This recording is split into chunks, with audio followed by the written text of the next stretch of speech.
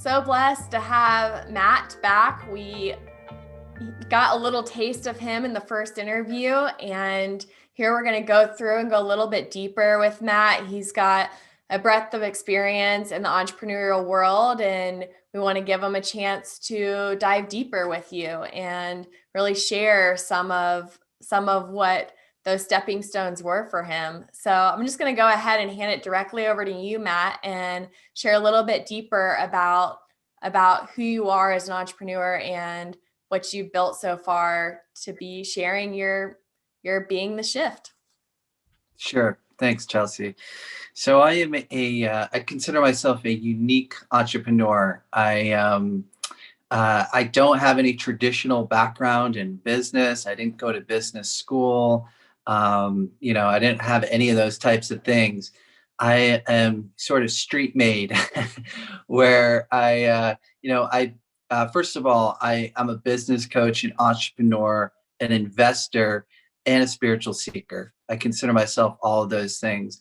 And I've built multiple multi-million dollar companies from the ground up with no business experience, with no startup capital, with no knowledge in initially with no knowledge in leading people or organizational development or any of those things.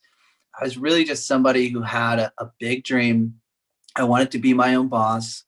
I wanted to do something that mattered. And I wanted to learn how money works, like how finances work. And I knew that people who were in business seem to have those types of skills.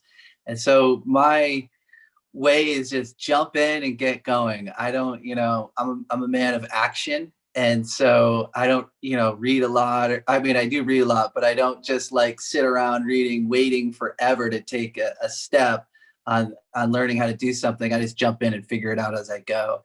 And so that's what I did with my first company, which was a healthcare company. And we specifically were in behavior health, and we worked with providing therapy to kids on the autism spectrum, doing ABA therapy, applied behavior analysis therapy. And I had a background in working with kids on the autism spectrum when I was a teenager. Those were the kind of jobs that I had. And so that was the only thing I knew about. And I'm like, let's start a business around this. and so we started that out of the apartment, like I said, with no startup capital. I did have a business partner, and we learned everything that we had to learn on the job. We didn't get, I think it was a blessing not to get a ton of startup capital and investing money, because when you have that sort of backing, it can be difficult to really become a disciplined and what makes business really work. So we had the blessing to figure out how to do all that, how to manage our budgets, how to hire people, how to put together an organization. So I'm really proud of that company. We scaled that from one employee, and the first several years were really difficult and hard. There's a lot of learning curves, a lot of growing through failure, a lot of that kind of stuff. And we figured it out. We figured out how the funding works. We figured out how to manage people and how to hire and how to put all our departments together. And we went from one employee to 200 employees over 6-7 year period of time. And we scaled that from $0 to millions of dollars a year in revenue. And so I learned so much about business and leadership and organizational development and finances and all that cool stuff. And so that was company number one. And then company number two was a real estate investing business that I started with my wife, who she's a great operator, and she runs that business. And I'm more of sort of the big picture and visionary, and I analyze a lot of deals. But, we scaled that from one, rental unit, saving all of our money and, learning, again, didn't know anything about real estate, didn't know anything about investing, had to learn it all on the fly. And now I think we're up to, we actually just bought one last week. So I think we have 23 rental units and growing. And so I'm really proud of that business too, and generates a lot of passive income, and and all that cool stuff uh, that's important to know in investing.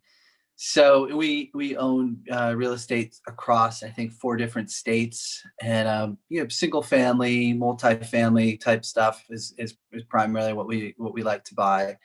We're also interested in buying, storage unit facilities and things like that. So we're always constantly growing and expanding, the types of things we want to learn about. And then probably the business that I'm most sort of passionate about is the one I just started during the pandemic. And that was like really pulled on my heart, where I saw a lot of small businesses struggling, going under, or needing to reorganize or readjust to the current climate. Those are my people, the small business guy or gal. I know what it takes. I know what they're going through. I know the pressures that they're under and the burdens they're carrying without a pandemic. So I wanted to just get in and offer whatever I could from a coaching perspective. If anyone needed any help, any knowledge or information that I know about business that could help them, I wanted to step in and do that. And I actually was just doing that as a charity. At first, I just wanted to help people. That's just kind of who I am. I love to serve. I love to inspire and support people. That's my heart. And so that kind of, snowballed, and I began helping a few entrepreneurs and small business owners that were sort of struggling, help them kind of get back on their feet. And then the word of mouth of that sort of took off, and it, became sort of a business coaching business now. And so I've turned that from, doing it for free, and now I do charge for my time. But that's been a heck of a lot of fun for me, being able to do coaching and supporting and helping people out. And so I love to do that. So that's business number 3 right now. And I should mention that the healthcare company that I did start, a couple of years back, I did end up selling that to private equity, and I had a fantastic exit there, where I was really proud of, finding a great home for that business, taking care of all of the employees the best way that I could, to make sure that they had, security going forward, and that the business was really secure.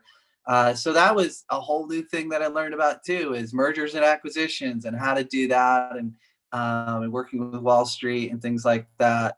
So, when I kind of lay it out like that, it's wow, there's a spectrum of things that I've been through, now that I think about it. But all of those experiences, I can put into my coaching now and pay it forward and pass it along to anyone who wants to exit a business, anyone who wants to start a business, anyone who needs support running one, everything in between, if you will. And so I really enjoy just, passing forward all that knowledge that I've gained. And so hopefully that's a little bit about me and my journey and my experience. Yeah.